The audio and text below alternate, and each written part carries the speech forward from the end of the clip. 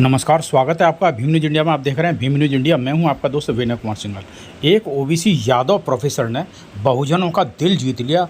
बहुत शानदार ज्ञानवर्धक बात कही है। वीडियो थोड़ा लंबा होने वाला है। यदि आप इसको कंटिन्यू ना कर सकें तो अभी ही स्किप कर दें, अन्यथा वीडियो के साथ बने रहें। और यदि आप हमारे चैनल पर नए हैं तो प्लीज़ हमारे चैनल को सब्सक्राइब किए। आप देख रहे हैं भीम न्यूज़ इंडिया। बाबा साहब भीमराव अंबेडकर ने जात पात तोड़क मंडल के इनविटेशन पर एक भाषण लिखा। बाद में उन्होंने नहीं दे पाए, उसको किताब के रूप में छापा, जिसे हम एनालिसिस ऑफ कास्ट कहते हैं। लेकिन उससे बहुत पहले कई 100 साल पहले रैदास ने 2 लाइन में वो थीसिस लिखी थी। वो थीसिस थी, उन्होंने कहा कि जाति जाति में जात है, जो केलन के पात रैदास मानुष ना जुड़ सके जब तक जाति न जात। तो 2 लाइन की थीसिस थी। बाबा साहब ने एक पेपर लिखा, पर्चा लिखा। अब लोग किताबें लिख रहे हैं, बोल रहे हैं, समझ रहे हैं। लेकिन इस बात को समझना होगा कि याद रखिए 2014 से जितनी भी शक्तियां थी, जो खास करके समाज का वंचित तबका है, जो एससी, एसटी, ओबीसी और माइनॉरिटी है, इनकी जो सत्ता है उसमें भागीदारी कितनी है, ये मैं नहीं कह रहा हूं, वर्ल्ड इनइक्वालिटी लैब की रिपोर्ट कहती है।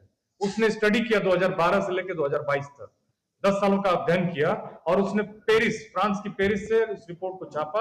और उसने बताया कि जो रिप्रेजेंटेशन है भारत के धन में, वो बहुत खराब है एससी, एसटी और ओबीसी का। ओबीसी जो भारत के धन में करीब करीब 18% था, उसका 2012 से पहले हिस्सेदारी वो घट के हो गई 9%। एससी एसटी की जो भागीदारी थी वो 1.8% थी, जो थोड़ा सा बढ़ी है, 2.3 हुई है। और माइनॉरिटी को लेके, एससी एसटी माइनॉरिटी और ओबीसी को लेके, ये पूरा तबका जो है 13% रिप्रेजेंटेड है। इस बात को जान लीजिए। और इनमें तमाम लेयर्स हैं और इनका अपना दम्भ है।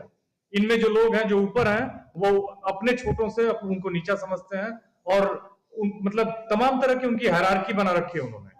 बाबा साहब ने उसी हायरार्की को तोड़कर मानवतावादी समाज को स्थापित करने की बात कही। और दुनिया के तमाम चिंतकों ने, बहुत सारे हमारे साथी थे, चले गए 1-2 लोग जो इस पे काम कर रहे हैं, मैं उनको जानता हूं। गीतों के माध्यम से, साहित्य के माध्यम से वो इस पे बदलाव लाने के लिए वो किताबें छापते रहते हैं, बांटते रहते हैं, गाते रहते हैं। लेकिन देखिए 3-4 चुनौतियां हैं। लोग कहते हैं कि भारत, जैसे हमारे पूर्व के वक्ता बोल रहे थे, कहते हैं कि भारत में बदलाव होगा या नहीं होगा, संघर्ष चल रहा है। लेकिन मैं आपको 2-3 एग्जाम्पल से बताता हूं, और ये बहुत सब कुछ हुआ है इस दुनिया में। पहला तो मैं जो एग्जाम्पल ले रहा हूं वो है अमेरिका का। सही कहा हमारे जो मुझसे जो पहले बोला वक्ता ने, उन्होंने कहा कि चैरिटी नहीं है रिजर्वेशन, बेसिकली ये रिप्रेजेंटेशन है, चैरिटी नहीं। कोई हमको दया नहीं कर रहा है हमारे ऊपर। हम इस देश के उतने ही नागरिक हैं जितने इस देश के सुप्रीम लीडर। तो हमको इस बात को समझना होगा। अमेरिका से लीजिए, फ्रेडरिक डगलस कौन था, हैरियट ट्रूमैन कौन थी, ब्रूकर टी वाशिंगटन कौन था। मेरी इंटरमीडिएट में यूपी बोर्ड से पढ़ा हूं। मैं एक एग्जांपल बताता हूं आपको। कल मैं बैठा बैठा सोच रहा था इस बात को, और उसमें मैं सोचते हुए, एक्चुअली एक चैप्टर है हमारे, उसमें इंटरमीडिएट में हुआ करता था, और उसमें बेसिकली महाभारत एक टेक्स्ट है, मतलब कि एक साहित्यिक ग्रंथ है। मैं उसको सच्चाई नहीं मानता हूं, आप उसको अन्यथा ले सकते हैं, लेकिन व्यक्तिगत तौर पर मैं रामायण और महाभारत को एक टेक्स्ट मानता हूं, एक किताब मानता हूं, जो साहित्यिक ग्रंथ है बेसिकली। उस चैप्टर का एक एक्सर्प्ट था इंटरमीडिएट में हमारे यूपी बोर्ड में, जो भी यूपी बोर्ड से पढ़ा होगा। उसमें यक्ष और युधिष्ठिर का संवाद होता है, वो पानी पीने का मामला है। उसमें अंत में यक्ष युधिष्ठिर से एक सवाल पूछता है कि बताओ इस दुनिया का सबसे अंतिम सत्य क्या है। तो युधिष्ठिर को कहा जाता था कि बहुत वाइज थे। तो युधिष्ठिर जो है वो ये कहते हैं कि भाई एक्चुअली क्या है कि हम मरणशील हैं, हम मॉर्टल हैं, लेकिन हर आदमी ये सोचता है कि सामने वाला मरेगा, और उसको लगता है कि मैं जीता रहूंगा अंतहीन। तो उन्होंने कहा कि एक्चुअली आदमी को ये एहसास नहीं होता कि कभी भी मर सकता है। यही दुनिया का सबसे बड़ा आश्चर्य है। यक्ष खुश हुआ और उसने उनको जो करना था किया। लेकिन मैं ये सोच रहा था कि भारत के राजनीतिक संदर्भ में सबसे बड़ा सत्य और सबसे बड़ा आश्चर्य क्या है। मैंने क्षमा करेगा, सत्य नहीं, आश्चर्य क्या है। जानते हैं 19 जनवरी 2019 को ईडब्ल्यूएस बड़ा आश्चर्य है। आश्चर्य इसलिए है कि कोई मांग नहीं रहा था उस रिजर्वेशन को, और उसको लगा दिया गया। आश्चर्य इसलिए है कि उस रिजर्वेशन जिनको मिला है वो कई राज्यों में 10% है ही नहीं। इस बात को ना कोई पूछने वाला है, ना इस पर कोई सवाल पूछता है, ना कोई सुनने वाला है। कई राज्यों में 10% आबादी नहीं है जिनको उनको 10% रिजर्वेशन मिला है। वो पहले से ही विश्वविद्यालयों में 43 सेंट्रल यूनिवर्सिटीज हैं, एक भी ओबीसी बीसी नहीं है। मुझे नहीं मालूम कि कोई दलित है या नहीं है, कोई आदिवासी है या नहीं है, मुझे नहीं लगता क्या है। एक दो होंगे, अगर तो होंगे, हार्डली एक दो होंगे। अब सोचिए कि आजादी के इतने सालों के बाद 90% जिनकी आबादी, मुसलमान तो सोच ही नहीं सकता है इस देश में, तो वो इस जद्दोजहद में है कि वो कैसे अपने आप को नागरिक साबित कर ले। इस हाल पे ला दिया गया। मैं बताता हूं संविधान की बात। चौथी कक्षा में मेरा बेटा पढ़ता है, मैं उसको 2-3 दिन पहले पढ़ा रहा था। मैं समय निकाल के पढ़ाता हूं। उसके एक्चुअली सोशल साइंस की बुक में वो चैप्टर है संविधान का। मुझे वो देख के बहुत अच्छा लगा। और सभी जानते हैं, लेकिन सबको ये समझने की जरूरत है कि संविधान एक ऐसा नियम कानून है जिससे ये देश चलता है। ना ही वो महाभारत से चलता है, ना रामायण से चलता है, ना ही किसी धर्म विशेष के विशेष धर्म ग्रंथ से चलता है। वो इस देश के संविधान से चलता है। संविधान क्या है? कानून है, नियम कानून है भाई। फंडामेंटल ड्यूटीज है, फंडामेंटल राइट्स है, डायरेक्टिव प्रिंसिपल्स है। आप सभी जानते हैं कि उसमें क्या है। तो संविधान का मतलब है कि हम सभी बराबर है, नागरिक हैं। तो क्यों नहीं है हमारे राइट्स मिल क्यों नहीं रहे? हम क्यों मुश्किलों में हैं? मैं 2 एग्जांपल से आपको समझाता हूं। इसलिए आप जब घर जाइएगा तो इस बात को सबको बताइएगा कि दुनिया बदली है। 6 दिसंबर 1865 को अमेरिका में गुलामी खत्म हो गई और हमारे महान चिंतक जो थे महात्मा फुले, जिनके एक प्रोपेगेटर और उनके दर्शन पर काम करने वाले दादा बैठे हुए हैं यहाँ पे, महात्मा फुले ने उसी से प्रेरित होकर किताब लिखी, गुलामगिरी। उस गुलामगिरी से भारत आज तक मुक्त नहीं हुआ। मैं अमेरिका की कहानी बता देता हूं। तमाम फिल्में हैं यूट्यूब पर, आप जाके देखिएगा जरूर। एक फिल्म है 12 Years as a Slave, उसको ऑस्कर मिली है। एक और फिल्म है मड बाउंड। फिल्में तो बहुत हैं। इतना अत्याचार किया गया। अमेरिका में एक संगठन था और उसने फिल्म बनाई है। फिल्म मैंने नहीं बनाई है, सुभाष घई ने नहीं बनाई है, ये जो राइट विंग के प्रोपेगेंडा फैलाने वाले लोग हैं उन लोगों ने नहीं बनाई है। दुनिया को जो सबसे बड़ा डायरेक्टर है स्टीवन स्पीलबर्ग, उसने बनाई है। एक फिल्म है कू क्लक्स क्लान, उसको जाके देखिएगा। अमेरिका में भी इसी तरह का एक बेईमान संगठन था जो व्हाइट सुप्रीमेसी की बात करता था और वो संगठन एकदम आरएसएस की तरह था। काले लोगों को पकड़ के जला देता था, उनके घरों को जलाता था, उनको पकड़ पकड़ के बंद करके जलाता था, मारता था, पीटता था, हर तरह का अत्याचार करता था।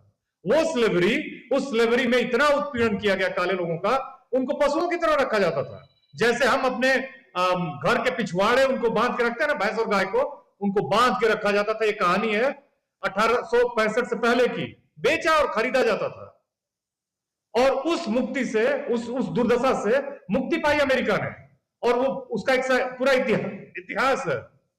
मेरे 12वीं की अंग्रेजी की किताब में एक और चैप्टर था, वो था माई स्ट्रगल फॉर एजुकेशन, और उसको लिखा था ब्रूकर टी वाशिंगटन ने।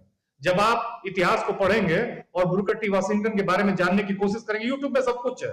और मैं तो चाहूंगा कि आप आज जरूर देखिएगा ब्रूकर टी वाशिंगटन का कौन था वो। ब्रूकर टी वाशिंगटन मालूम है, काला आदमी था, अश्वेत आदमी था, जिसको वहां पशु समझा जाता था। और उस आदमी ने वो पढ़ने को लेकर बहुत मतलब उत्साही था। वो व्यक्ति एक स्कूल जो कि उस एरिया का सबसे बड़ा स्कूल था, उसमें एडमिशन चाहता था और वहां पहुंचा। प्रिंसिपल ने देखा कि अरे ये तो अश्वेत है, काला है।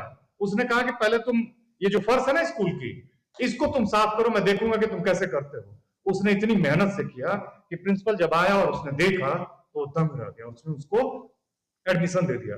Frederick Douglass, Booker T Washington, George Washington Carver, Harriet Tubman, कितने नाम हैं, इतने नाम है जो खूब लड़े। वो लोग खूब लड़े, खूब लोगों को मारा गया। अंत में कई सारे गोरे और प्रगतिशील लोग खड़े हुए उनके समर्थन में। उसी में एक नाम था अब्राहम लिंकन का। अब्राहम लिंकन पे भी फिल्म बनाई है स्टीवन स्पीलबर्ग ने। स्टीवन स्पीलबर्ग की उस फिल्म को देखिएगा। अब्राहम लिंकन को इस काम के लिए गोरे ने चिढ़ के अंत में मार दिया, गोली मार दी।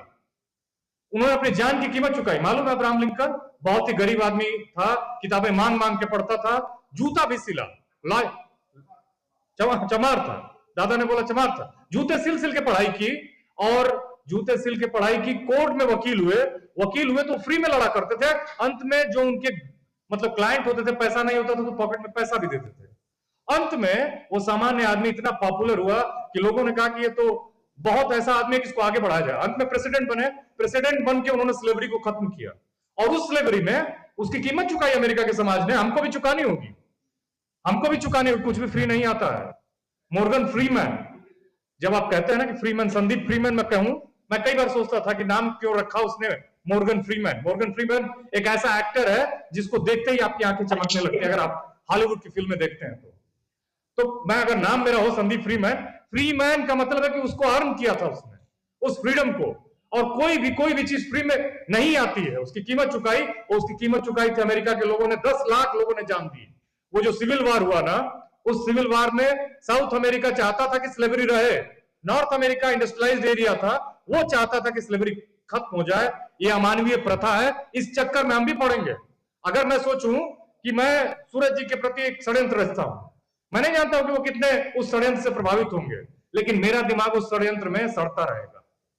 तो जब आप ये सोचते हैं ना, साजिश करते हैं, उससे ज्यादा साजिश जिसके लिए आप करते हैं वो प्रभावित हो या ना हो, आप जरूर प्रभावित होते हैं उस निगेटिविटी से। ये समझदार लोग नॉर्थ अमेरिका के इस बात को समझते थे, इस अमानवीय प्रथा को समझते थे। वो समझते थे कि अगर ये बीमारी रहेगी तो आज उनको खत्म कर रही है, कल हमको खत्म करेगी। युद्ध हुआ, 10 लाख लोग मारे गए, दुर्दशा हुई, लेकिन अंत में अमेरिका से स्लेवरी खत्म हुई और फ्री हुए लोग। अब एक दूसरा एग्जाम्पल मैं देता हूं, बहुत समय नहीं है, लेकिन मैं छोटी छोटी बातों को छोड़ के जा रहा हूं। यह ध्यान रखिएगा कि जब स्लेवरी खत्म हो गई तो अंग्रेजों के पास लोग नहीं थे काम करने वाले, और उनकी कॉलोनी पूरी दुनिया में थी। अंग्रेजों को कहा जाता था, इंग्लैंड छोटा सा देश है, इंग्लैंड अभी भी बहुत छोटा सा देश है। अब आप, इंग्लैंड की आबादी 6 करोड़ है, हमारी 140-44 करोड़ है, कुछ भी मतलब गिना ही नहीं तो मैं तो कहूं कि 200 करोड़ है। आप ना नहीं कह सकते हैं, आप ना नहीं कह सकते हैं। मेरे एक दिन स्टाफ रूम में, जिस डीयू में मैं पढ़ाता हूं, एक सवर्ण व्यक्ति हैं जो कहे कि जो रिजर्वेशन के खिलाफ बहुत क्रिटिकल रहते हैं और बिहार से आते हैं, तो उन्होंने मुझे बोला कि देखिए रिजर्वेशन के लोगों के लिए नौकरियां आसान है। मैंने कहा कि सबसे बड़ा रिजर्वेशन तो आपने लिया है, मालूम है। उन्होंने कनेक्शन से यहाँ एडाक पढ़ाते थे, एडाक पढ़ाते पढ़ाते वो परमानेंट हो गए। मैंने कहा कि आपका तो फिक्स था कि आप ही का अपॉइंटमेंट होना है, मेरा तो कम से कम मैं अपनी कैटेगरी में भी लोगों से लड़ रहा था, आपको तो वो भी लड़ना नहीं था। ये है यहाँ पे नेटवर्किंग जाति की। इसीलिए राम मनोहर लोहिया कहा करते थे कि कास्ट एक ऐसी इंश्योरेंस पॉलिसी है जो बिना प्रीमियम के रिटर्न देती है, बिना प्रीमियम के रिटर्न देती है। वही जब स्लेवरी खत्म हो गई तो लोगों को मजदूरों की जरूरत थी। जो गरीब इलाका था भारत का, वहां से मजदूर ले जाए गए। कहां ले जाए गए? त्रिनिदाद टोबैगो, जो अभी का वेस्ट इंडीज है, मॉरिशस ले जाया गया, फिजी ले जाया गया, सूरीनाम ले जाया गया। क्यों? शुगर प्लांटेशन करने के लिए। ये लोग गए, 3-3 महीने पानी वाली जहाज में बैठ के गए। कौन थे ये? सबसे ज्यादा उसका डेटा है मेरे पास, एक किताब है, गूगल पे आप डाउनलोड कर लीजिएगा, उसको गूगल पे अभी मिल जाएगी। चलो जहाजी सबसे ज्यादा चमार थे, दूसरे नंबर पे मुसलमान थे, तीसरे नंबर पे यादव थे। गरीब कौन था उस समय? यही सब जातियां थी। उसके बाद कुर्मी भी थे, तमाम जातियों के लोग थे। डेटा है उस किताब में, गूगल में मिल जाएगी। ये लोग 3-3 महीने गए, कई तो रास्ते में मर गए, और गए पहुंचे, अंत में वहां लिबरल्स थे, पुरुष ज्यादा थे, स्त्रियां कम थी। एक सोशियोलॉजिकल क्राइसिस थी, और वहां दूसरे जो लिबरल्स थे वो अफ्रीका से लाए गए थे। यही 2 लोग उस देशों में पहुंचने के बाद उन्होंने इतना काम किया, और संयोग से चूंकि सेकेंड वर्ल्ड वॉर हुआ और इंपीरियलिज्म का विरोध शुरू हो गया पूरे वैश्विक स्तर पर, और दुनिया के करीब करीब सारी कॉलोनीज जो कब्जे में हुआ करती थी दूसरों देशों के, वो करीब करीब स्वतंत्र हुई, आजाद हुई, और वो जो कॉलोनीज थी वो भी आजाद हो गई। उनका अपना स्वतंत्र देश हुआ। और समझते हैं, वो लोग जो हमसे बहुत गरीबी में यहां से गए थे, फटे हुए धोती पहन के, उनके पास शर्ट नहीं था, वो आज हैट लगाते हैं, बढ़िया से कपड़ा पहनते हैं, और इंडिया की स्थिति पर हंसते हैं। कुछ जो संवेदनशील है वो रोते हैं। वो हॉलैंड में रहते हैं, यूरोप में रहते हैं, अमेरिका में रहते हैं, एक ऐसा जीवन जी रहे हैं। क्यों जी रहे हैं? क्योंकि वहां समानता के संविधान की प्रैक्टिस शुरू हुई और उनका जीवन बदल गया।